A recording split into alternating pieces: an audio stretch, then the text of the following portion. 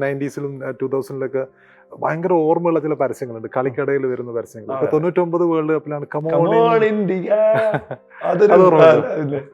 അങ്ങനെയുള്ള ഏതെങ്കിലും പരസ്യങ്ങൾ? പിന്നെ വിൽസിന്റെ ഒരു പരസ്യം, വെങ്കടേഷ് പ്രസാദ് ഇങ്ങനെ ഓടി വരുന്ന ട്രാക്കിൽ ഓടി വരുന്ന ഒരു പരസ്യമുണ്ട്, പഴയ പരസ്യം. അത് ഓർമ്മയുണ്ട്, വിൽസിന്റെ ആണെന്ന് തോന്നുന്നു. പിന്നെ കൊക്കക്കോളയുടെ ആണെന്ന് തോന്നുന്നു ഇതൊക്കെ പരസ്യമുള്ള. വേറെ എന്തൊക്കെയാ ബ്രാൻഡ് ഞാൻ പറയുന്നില്ല. അങ്ങനെ കുറച്ച് കമോൺ ഇന്ത്യ അത് പിന്നെ ഉറക്കാതിരിക്കില്ല.